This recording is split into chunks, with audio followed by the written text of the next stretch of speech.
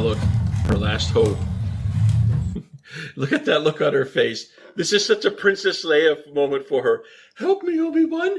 You're my only hope. Papa, stay. I mean, and he's like, he's looking at her like, I gotta live with your mother. I have to live with your mother. And so he's like, yeah, I really want to, but I have to live with your mother. And now he's like, uh-oh, here it comes. The flower. I mean, look at this. This is beautiful. This is a beautiful shot. Okay, not the most beautiful from this scene. That's coming up in a moment. But this is a beautiful shot because, you know, what we see here, again, Mr. Collins is thinking about love idealistically, the way most men think about love.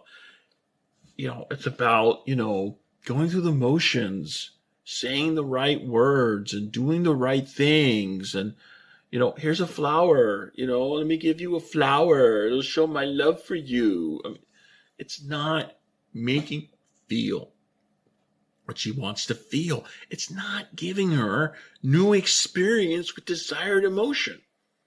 And so with the emotion-based logic, Elizabeth has no choice but to reject all of this. Now, intellectual-based logic, it makes sense, especially if you think of love idealistically. You know, if you think about love idealistically, you should go through the steps and out should come the result. But the thing is, we're not making waffles here, right? It's not like you combine the ingredients to make your batter and put it in the iron and then, you know, wait for the steam to come out. And when the waffle's done, you take it out and enjoy, ooh, fluffy waffle goodness. No, it doesn't work that way. Romance does not work that way. You've got to be giving the woman new experience with desired emotion. You've got to help her to feel what she wants to feel. And just going through the motions doesn't do it. It doesn't do it. So, of course, that look on her face is one of abject horror. Look at that look on her face. Abject horror. And nope, she's like, nope, I don't want anything to do with it. So, of course, he's like, well, I'll just set it down here and you can take it when you're ready. She's never going to be ready, dude. She's never going to be ready because you burned yourself in her mind as the epitome of never getting the emotion that she wants to get. She's not going to feel what she wants to feel. And with emotion-based logic, you know, feel good, accept. Don't feel good, reject.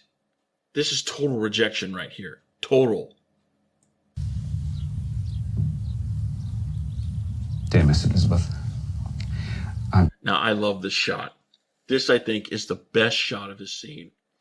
And the reason why is because there's Elizabeth sitting behind a piece of meat. And that's all she is to Mr. Collins.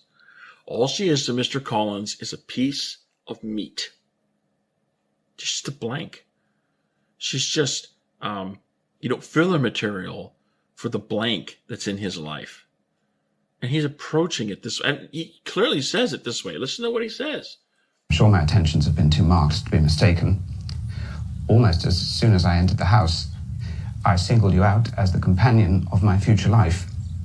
And she's looking at him like, are you serious?